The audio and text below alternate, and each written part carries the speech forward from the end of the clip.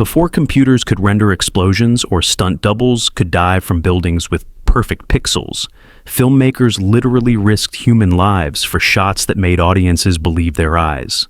The scenes you're about to witness weren't filmed with green screens, motion capture, or digital wizardry.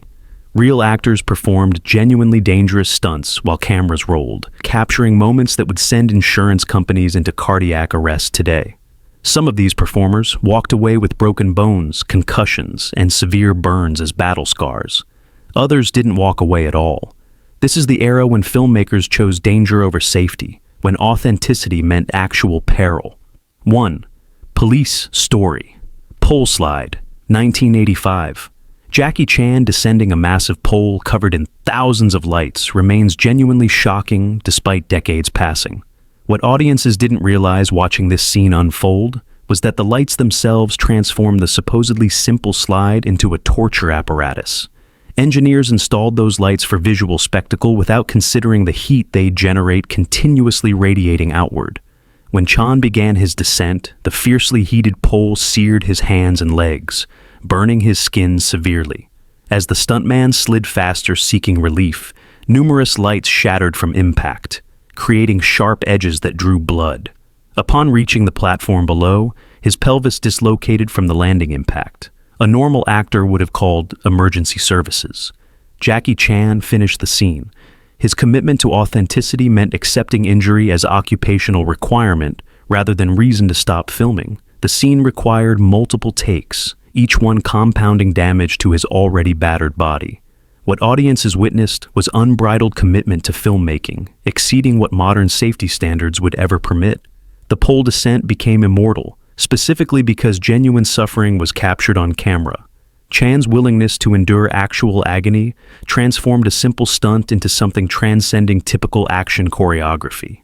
Police story proved that practical commitment generates on-screen authenticity that CGI could never replicate regardless of technological advancement. The moment remains powerful because it's genuinely terrifying watching someone suffer in real time. 2. Bullitt car chase streets, 1968. Director Peter Yates closed down 30 square blocks of San Francisco for 3 weeks, so Steve McQueen and professional stunt drivers could actually drive real cars at speeds exceeding 100 miles per hour through genuine public streets. McQueen wasn't interested in rear projection or soundstage nonsense. He demanded absolutely authentic footage where audiences would watch actual vehicles encountering actual geography. The Mustang and Dodge Charger flew through San Francisco hills, launching airborne multiple times while reaching dangerous velocities. McQueen performed much of the driving himself, though stunt legends Bud, Eakins and Carrie Lofton handled the most treacherous sequences. McQueen actually overshot a corner during shooting, spinning out of control before recovering. The crew kept the footage because the mistake looked sensational. Later investigations suggested McQueen couldn't handle the Charger's superior acceleration, forcing Eakins to take over dangerous portions. McQueen's wife Nayli Adams reportedly pleaded with director Yates to use stunt doubles after witnessing a collision that nearly killed her husband.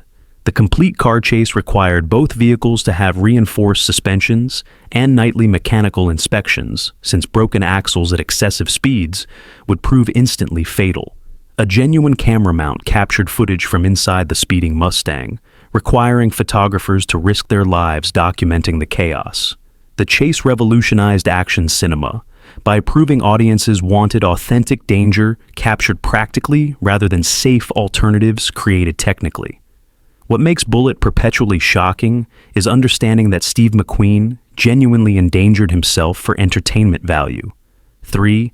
Carrie prom fire hose scene, 1966. Sissy Spacek's commitment to the role of traumatized teenager, Carrie exceeded what any reasonable production coordinator should accept. Spacek slept in her bloody costume between filming days, actually isolating herself from cast members to maintain emotional authenticity.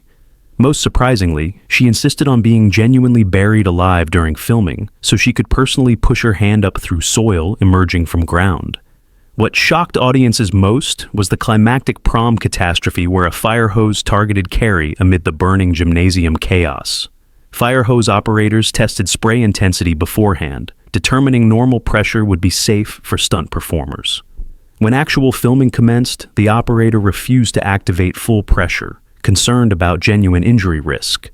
A trained stuntman replaced the cautious operator, activating maximum spray force, believing the power would translate impressively on camera. The unexpected intensity struck actress PJ Soles directly in her ear with devastating force. Her ear absorbed tremendous pressure, causing serious injury that went undocumented officially. The scene proved so visceral because the water blast was genuinely uncontrolled and dangerously powerful. Director Brian De Palma kept the footage despite understanding the performer suffered actual harm. The ambiguity between special effects manipulation and genuine physical trauma contributes significantly to the scene's enduring power. Audiences feel the authentic shock because performers actually experience that shock themselves. 4. Terminator 2 Helicopter Chase, 1991. Director James Cameron positioned a film camera operator directly beneath a low-flying helicopter mere feet above ground during nighttime filming. The original cameraman refused participating, deeming the risk absolutely unacceptable. Cameron stepped in personally as cinematographer, holding camera equipment while crouching directly under rotor blades spinning overhead. One miscalculation or mechanical failure would have resulted in instant fatality. The helicopter descended to only a few feet above ground level, passing directly under highway overpasses while executing dangerous maneuvers. 10 miles of electric cable were laid across the Los Angeles Terminal Island Freeway to illuminate the sequence. The stunt required only 3 successful takes to capture footage. Every single take involved genuine risk of catastrophic collision between helicopter and overpass structure. The pilots demonstrated absolutely extraordinary skill, maintaining altitude within inches of lethal impact possibility. What makes the scene genuinely terrifying isn't the fictional threat displayed on screen, but understanding that actual human lives hung suspended between success and instant death. Cameron's willingness to personally risk his own life rather than delegate danger to subordinate personnel established the shoot's intensity. Every frame captures not Hollywood illusion, but actual deadly jeopardy documented in real time. 5. Earthquake Elevator Collapse, 1974. Mark Robson's disaster spectacle required constructing an elaborate elevator, set suspended several feet above stage floor. 13 stunt performers were positioned inside when mechanical systems initiated controlled descent, simulating catastrophic failure. The elevator cage was designed to drop suddenly, creating freefall sensation while remaining suspended safely above the floor, theoretically. Throughout the filming process, the sequence was attempted multiple times across separate days. Each attempt resulted in injuries sustained by stunt performers. The water-driven pumps that powered the descent malfunctioned periodically, causing unpredictable acceleration rates. Stunt performers experienced genuine terror when the set dropped faster than anticipated. One performer suffered concussion. Others sustained serious injuries from impact. The mechanical system that supposedly created safe freefall was fundamentally unreliable. After 3 unsuccessful attempts involving accumulating injuries, producers abandoned trying to capture the effect practically. An animator subsequently created artificial blood splatter superimposed over still frames of the crashed elevator set. This decision fundamentally changed the scene's appearance, transforming visceral practical horror into something resembling cartoon violence. Yet audiences still recognized authentic stunt performers arranged within wreckage. The animation couldn't erase the genuine chaos visible underneath. What makes the scene disturbing is watching real people positioned within collapsing infrastructure. Even though the final impact was artificially enhanced, the stunt performances remained real, even if technical execution proved inadequate. 6. Good Bad Ugly Train Stunt, 1966. Eli Wallach hung suspended beneath a moving train while his character Tuco attempted escaping captivity through sheer muscular force. Director Sergio Leone insisted Wallach perform the stunt personally without stunt double substitution. The train accelerated to dangerous speeds while Wallach remained attached via chain looped across the tracks. Wallach positioned himself as far away from the locomotive as possible, depending upon physics and luck to prevent collision. Production crew neglected to account for metal steps protruding from boxcar sides. When the train thundered forward, Wallach nearly struck the metal steps at high velocity. Genuine panic registered across Wallach's face when he realized his position relative to the protruding metal was more precarious than anticipated. The scene captured authentic terror because Wallach genuinely experienced terror. Leone refused calling action halt, despite obvious danger. The sequence proceeded, capturing Wallach's real horror at nearly becoming seriously injured. Later interviews revealed Wallach remained shocked. He survived the stunt unscathed. Leone's commitment to authenticity meant accepting performer injury risk as acceptable cost for genuine emotional documentation. The scene's power derives from Wallach's authentic panic rather than skillful acting performance. His body genuinely risked collision. 7. Raiders Boulder. Rolling, 1981. Steven Spielberg permitted Harrison Ford to perform the famous boulder escape sequence despite obvious hazard. A 300-pound prop boulder constructed from fiberglass and foam rolled toward Ford as he sprinted desperately away. The weight distribution made the prop unpredictable during rolling, creating genuine instability. Ford maintained camera contact precisely as instructed, refusing to look away from danger as a lesser performer might. The boulder tumbled closer than planned during one take, coming within feet of Ford's body. If precision timing failed, Ford would have sustained serious injury from impact. Director Spielberg expressed horror witnessing how dangerously close the boulder approached Ford during filming. Spielberg strongly insisted on stunt doubling for subsequent boulder encounters. Ford's insistence on performing the scene personally created unnecessary risk for minimal artistic gain. The final footage captured Ford's authentic effort, sprinting desperately, his exertion visible across his face. Subsequent takes used stunt doubles precisely because the initial take genuinely endangered Ford. Yet audiences interpret the scene as representing Ford's triumph over impossible odds. Ford's willingness to risk personal injury contributed directly to the scene's perceived authenticity. The tremor audiences witness in Ford's physical execution stems partly from genuine adrenaline coursing through his system, confronting approaching danger. 8. Psycho shower scene production design, 1960. Alfred Hitchcock's shower murder scene shocked audiences through suggestion. Rather than explicit gore, yet the production itself involved genuine danger to actress Janet Leigh. Hitchcock filmed the sequence using strikingly real imagery, combined with psychological manipulation. The knife never actually contacted Leigh's body, yet Hitchcock demanded the sequence feel genuinely violent. Orchestration of rapid cutting, sound design choices, and physical proximity created psychological trauma for the performer. Leigh experienced genuine fear watching Hitchcock manipulate audience perception through cinematic technique. The cold water repeatedly splashed across her body created genuine physical stress during marathon filming sessions. Hitchcock demanded endless takes, trying to perfect the psychological manipulation, attempting to maximize audience discomfort. The cumulative physical and psychological stress affected Leigh substantially. She experienced lasting anxiety from the filming process. Later interviews revealed the experience traumatized Leigh despite lacking genuine physical violence. Her genuine distress, visible in the film, contributed directly to the scene's psychological impact. Audiences sense authentic performance anxiety because Leigh genuinely experienced anxiety. Hitchcock deliberately crafted production conditions, maximizing performer discomfort, believing authentic suffering would translate cinematically. The scene haunts audiences specifically because performing the scene haunted Leigh. 9.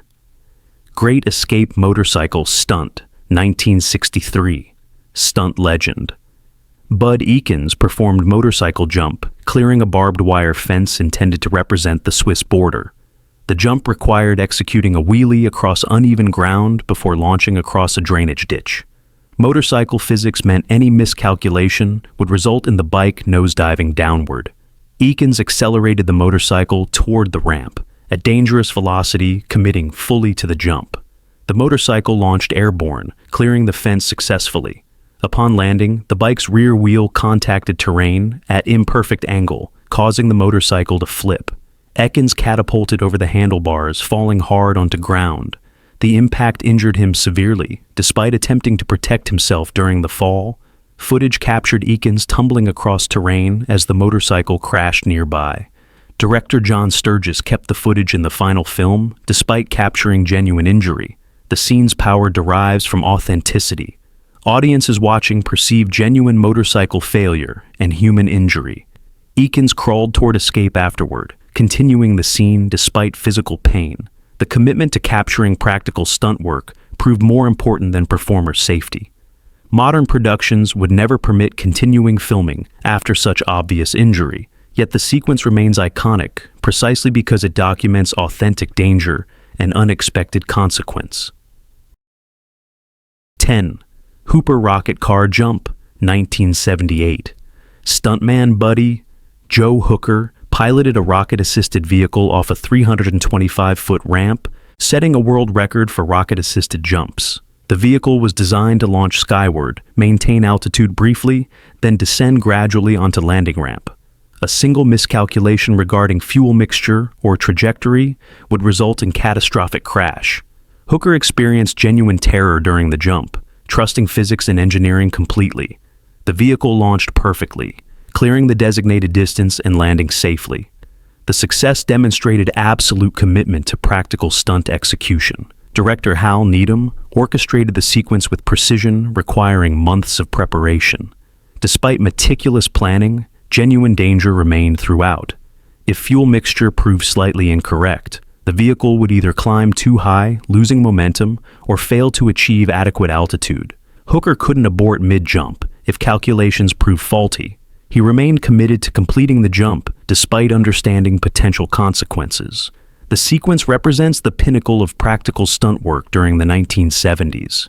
It captured audiences' imagination, specifically because genuine human risk was obvious. No computer could simulate the authentic terror of piloting a rocket-assisted vehicle across terrain. 11. Le Mans racing footage, 1969. Steve McQueen insisted that automobile racing sequences in his racing drama actually feature real racing footage captured during legitimate racing events. McQueen drove actual race cars competing in authentic races, rather than filming fictional sequences on secured tracks. The film incorporated genuine racing footage from real competitions where performers drove at competitive racing speeds. McQueen drove cars at dangerous velocities, creating authentic documentary footage of actual competition. Professional race drivers substituted for McQueen during the most dangerous sequences, yet considerable footage features McQueen genuinely piloting race cars at extreme velocity. Multiple competitors crashed during actual racing sequences captured for the film. These crashes weren't choreographed accidents, but genuine racing incidents occurring during legitimate competition. The film incorporated this authentic danger into the narrative. Audiences watching the film experienced real racing, genuine competition, and authentic crash sequences. The racing depicted in the film involved genuine peril for every driver participating. McQueen's commitment to authentic racing cinematography meant accepting that drivers risk serious injury or death for entertainment. The film ultimately celebrated racing commitment while acknowledging inherent danger. Modern audiences understand that every racing sequence represents real competition and genuine danger. 12. Western gunfight authenticity, 1966. Sergio Leone demanded that gunfight sequences in The Good, the Bad, and the Ugly incorporate authentic Western street geography and genuine dangerous stunts. Actors performed fights on authentic terrain featuring genuine hazards. Stunt performers were thrown across real saloon sets containing actual furnishings that could injure falling performers. Leone maintained that authentic locations and genuine stunts created superior cinematography compared to controlled stage environments. Western sequences required performers to execute dangerous falls across real ground containing hidden obstacles. Stunt performers sustained injuries falling across authentic terrain. Leone kept footage of actual injuries, incorporating them into finished scenes. The Western landscape itself became dangerous because Leone refused compromising authentic geography for performer safety. Horses galloped across real terrain where hidden holes could cause catastrophic falls. Riders accepted risk, believing Western authenticity required actual danger. Leone's directorial approach prioritized authentic frontier imagery over performer protection. The finished film captured genuine Western danger without Hollywood's sanitization. Audiences watching experienced Western imagery grounded in authentic danger. Every stunt performed on genuine terrain meant unpredictable consequences for falling performers. 13. Earthquake stairwell collapse, 1974. Production designers constructed full-scale collapsed building interiors where stunt performers deliberately fell through structures simulating earthquake aftermath. Multiple stunt performers launched themselves downward across broken staircases designed to collapse partially during filming. Fire and smoke effects added to legitimate danger, threatening performers with burns. Stunt performers fell across genuine debris containing sharp edges. The sequence captured multiple performers injured falling across authentic wreckage. One performer suffered severe lacerations. Another sustained broken ribs. Director Dar Robinson maintained continuous camera rolling, despite visible injuries to performers. Post-production incorporated special effects, combining genuine stunt footage with matte paintings enhancing destruction. The stairwell collapse scene remains powerful because stunt performers genuinely fell across dangerous wreckage. Later, medical examination documented injuries sustained during filming. Despite precautions, practical collapse sequences proved inherently dangerous. The finished sequence intercuts genuine stunt performances with artistic enhancements, creating hybrid practical effects sequences.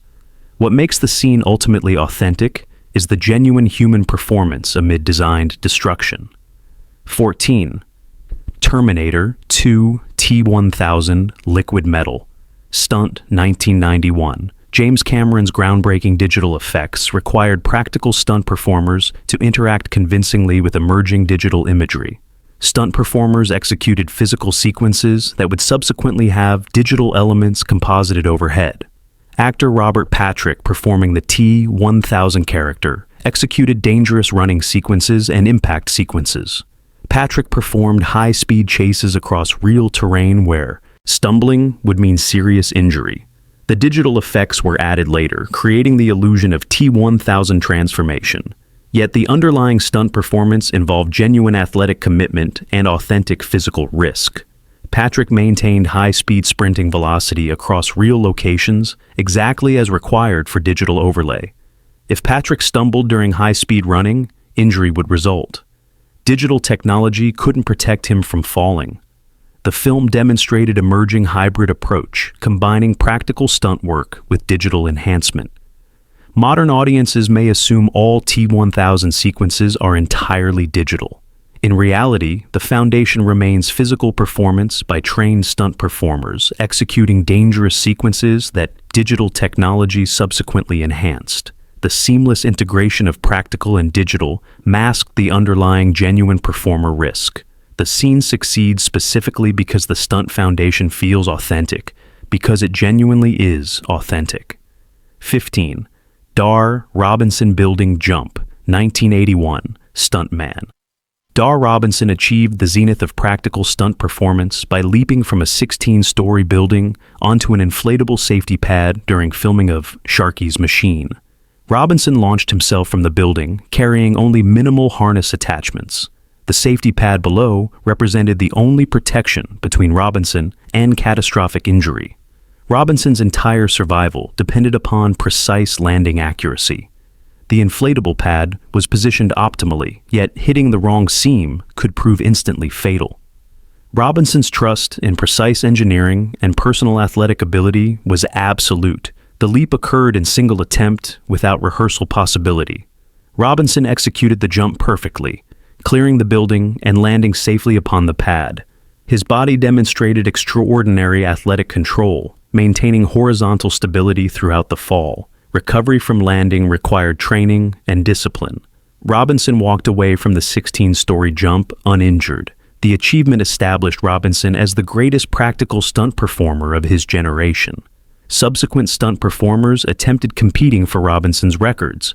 Director Burt Reynolds and producers provided Robinson complete control over the sequence, permitting absolute safety optimization. Robinson's 15-story jumps became legendary within stunt community.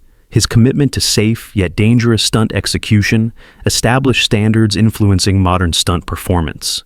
The scene demonstrates that practical danger can occur with minimized but never eliminated injury risk.